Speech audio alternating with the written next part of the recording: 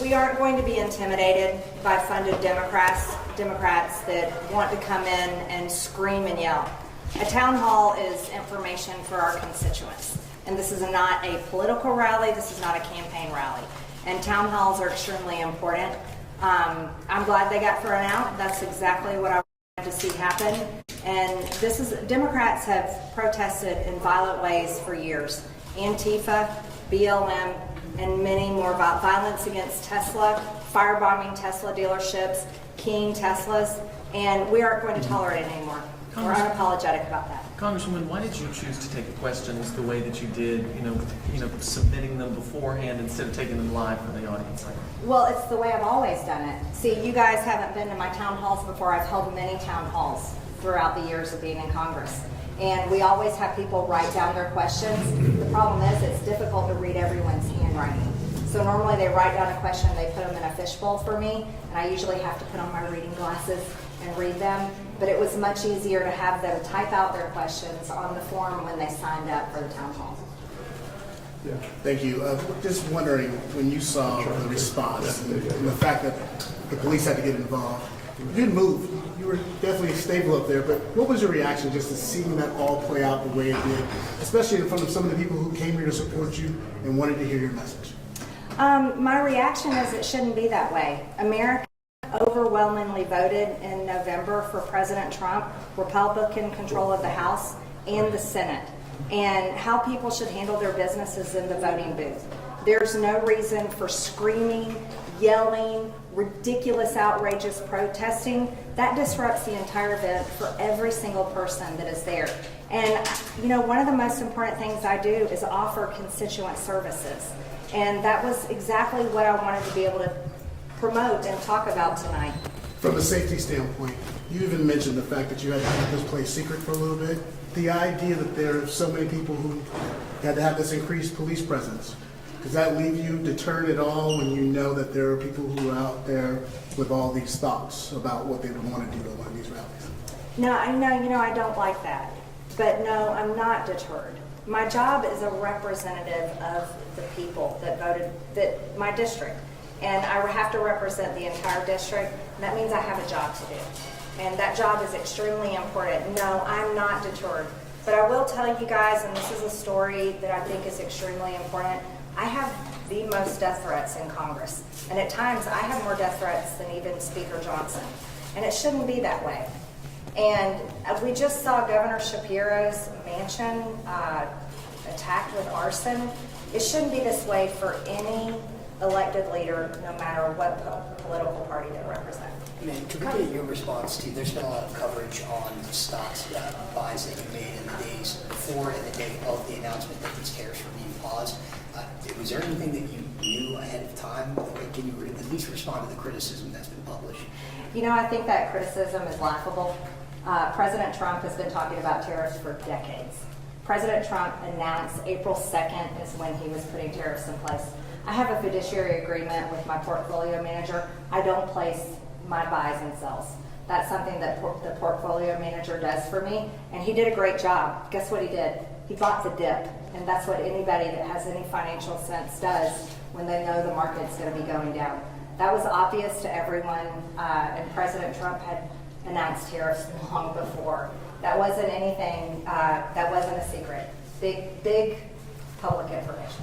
Congresswoman Greene, do you think it was a proportionate response to have police tase somebody who was just moving at you from the crowd? They weren't approaching you, they weren't anywhere near you.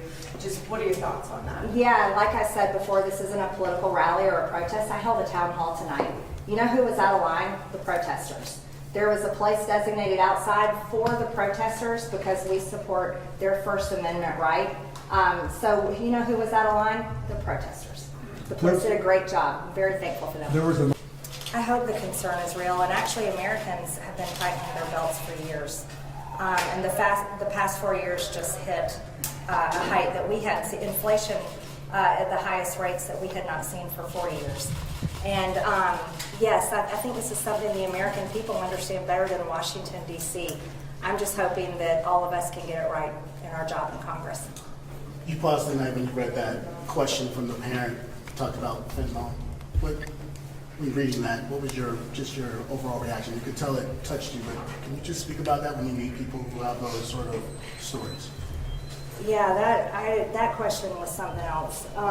It was heartbreaking, and it literally shook me from the inside. I'm a mother. I have 3 children. I mean, all of us that are parents can't imagine being in that woman's position. But it's a story that's been told over and over. And I serve on the Homeland Security Committee. And to me, this isn't a political party issue. It's an American issue. We have a drug crisis in this country. And it's got to be something that all of us care about together. And the drug crisis has come across the border by cartels. And that woman, you know, I was hoping she was sitting there. I don't know if she showed up or not, but I just wanted to hug her because I've heard it too many times. And we just pray it stops. We pray that border security will stop it. So, not every single resident in your district is a Democrat or Republican. How do you react to people who are unhappy with President Trump's policy when you meet them out in the community? Well, you know, I'm one Republican that's oftentimes outspoken against my own party. So I can understand people's perspective when they aren't really happy with either party. Let's face it, $36 trillion in debt, you kind of wonder how Americans are happy with anybody, right? But my job is to represent each person in my district and explain to them, here's what the Trump administration is doing, and also show them the results. And that's why I showed economic numbers that have only happened in less than 3 months of President Trump's administration. Congresswoman, can you talk about the decision to hold this town hall, even if some members of Congress are being advised not to for safety reasons? Yeah, that's something I've answered a couple of times. So we planned this town hall because this is the newest part of my district. Redistricting had just happened, and in November, Ackworth, which is new to my district because of redistricting, elected me for the first time. And so I always hold in-person town halls throughout the year. So I planned this to be my first town hall because I wanted to come to the city of Ackworth and just introduce myself to them and also get acquainted with everyone. Considering- So it'd been planned since January. Considering how it worked out with 6 to 10 people escorted out, 3 arrests, would you do anything different next time? You know, we also have to recognize that the majority in the room were standing and cheering when those people were thrown out. And again, it was the protesters who were out of line.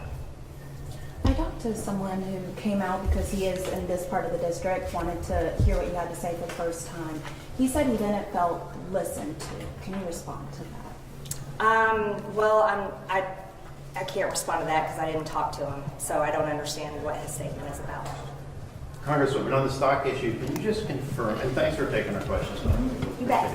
Can you just confirm that you didn't have prior knowledge of the pause, President Trump's pause on tariffs, and that you didn't have any conversations with your portfolio manager about that? Oh yeah, no conversations whatsoever.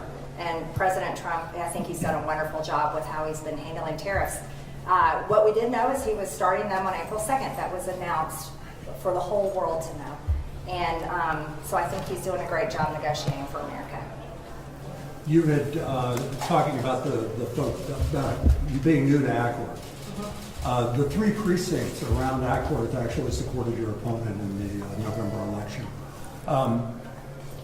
Was this a deliberate decision to come to an area where you may not be as wildly supported as maybe elsewhere in the district? It was a deliberate decision to come to a new part of my district. I've said that from the beginning. We planned it back in January. We've met with city officials today, the mayor. We've met with business owners today. This is just part of my job. And so there was nothing more to it than this is the new part of my district, and I feel like they haven't met me yet, so I should come here first. Do you think you're swaying them? I got a lot of support tonight, and I think what has swayed them is the work that we do in Washington.